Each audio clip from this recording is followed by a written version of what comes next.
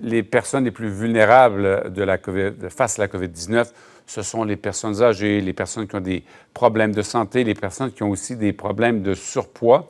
On a aussi beaucoup dit que les gens à moins de 40 ans ont peu de risques d'avoir de complications.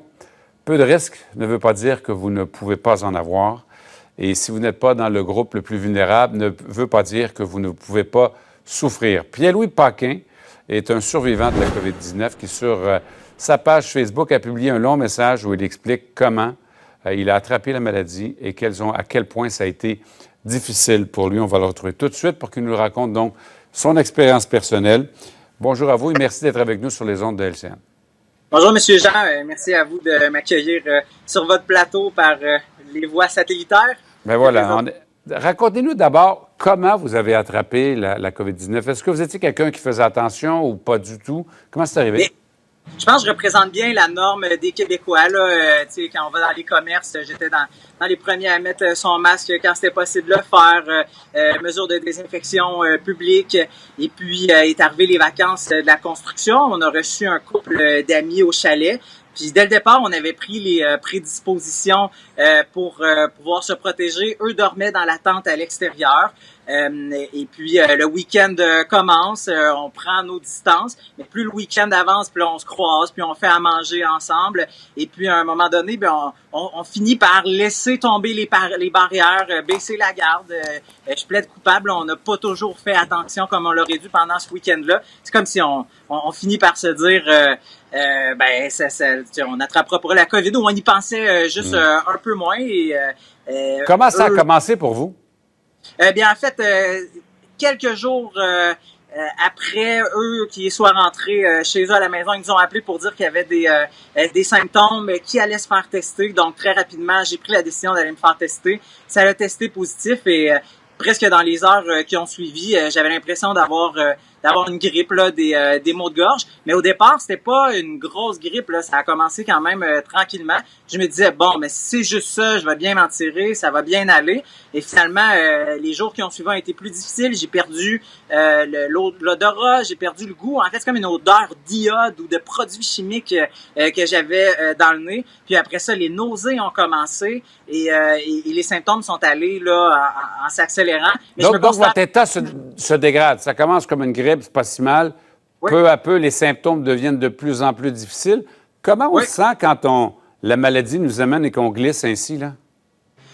Comment on se sent? C'est comme une grosse grippe, c'est une fièvre relativement forte, puis c'est surtout quand on a une grippe, habituellement, ça va durer 3-4 jours, on le sait, puis ça s'atténue, ça s'en va. Mais là, ça faisait 7-8 jours, j'étais pas capable de garder aucun liquide. J'ai même dû aller à l'hôpital pour être réhydraté. Puis là, la question que je me posais, c'est quand est-ce que ça va revenir? Quand est-ce que je vais arrêter d'avoir des nausées?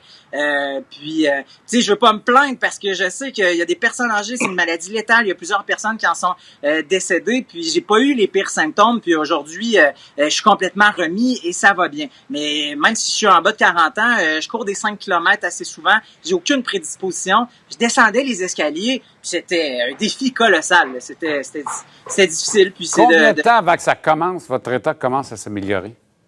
Je vous dirais que ça s'est vraiment amélioré après mon séjour à l'hôpital. Ça m'a aidé d'être réhydraté. Puis ils m'ont donné des médicaments contre la nausée. Donc ça, c'était le 7e jour.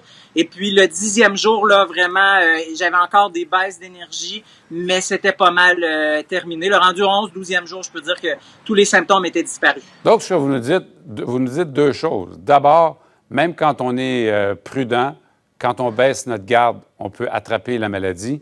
Et l'autre chose que vous nous dites aussi, c'est qu'attraper la maladie, même quand on a moins de 40 ans, ça peut faire mal pas mal. Mais au-delà de ça, moi, je suis chanceux parce que j'ai pas été en contact avec mes parents, que j'ai vu quand même beaucoup parce que je voulais m'occuper d'eux pendant la COVID. Mes frères et sœurs, c'est des personnes âgées, mes parents. Et puis, pendant cet espace de temps-là, j'ai eu la chance de pas être en contact avec eux. Mais si je l'avais été, puis je leur avais transmis cette maladie-là, mais là, ça aurait été dangereux, puis ça aurait eu des conséquences graves. Donc, c'est pour ça que je remercie le ciel là, de ne pas avoir été en contact avec des personnes âgées de mon entourage. Puis avec la santé publique a fait un suivi avec nous pour suivre la maladie, être sûr qu'on l'avait pas transmis à personne. Puis visiblement, là, selon leur recherche, j'aurais pas contaminé personne. Donc pour ça, je suis chanceux. Bon, aujourd'hui, dans la région de Québec, il y a une manifestation. Il y a plus de 2000 personnes qui manifestent contre l'obligation du port du masque dans les écoles. La plupart des manifestants, selon les images qu'on a vues, ne portaient pas les masques. Vous avez entendu, vous avez vu sans doute aussi ces partisans donc des théories du complot et ou des opposants au port du masque pour toutes sortes de raisons pendant qu'on voit justement des images de manifestations.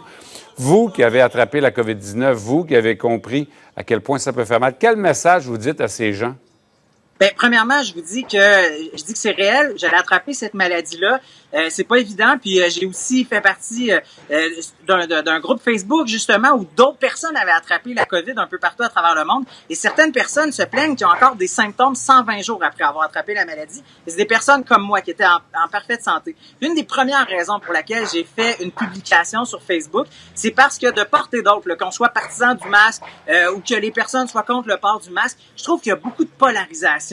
Il y a beaucoup de haine dans les médias sociaux. Est-ce qu'on peut se parler avec plus de respect, avec amour? Je sais qu'il y a quelqu'un qui a enlancé une de vos excellentes journalistes. C'est une agression. C'est le genre de choses qu'on ne doit pas faire. Plus d'amour, plus de respect. Est-ce qu'on peut être digne d'être des humains en temps de pandémie, se calmer, se respecter puis se parler avec respect, peu importe de quel côté vous vous situez? Plus d'amour et moins de coronavirus. C'est le monde qu'on souhaite. Pierre-Louis Paquet, donc, qui a attrapé la COVID-19, qui en a été gravement malade pendant plus d'une dizaine de jours, qui maintenant a guéri. On est content de voir que vous allez bien et merci beaucoup d'avoir pris le temps de nous expliquer un peu votre histoire et votre point de vue à vous. Ça me fait plaisir. Bonne journée.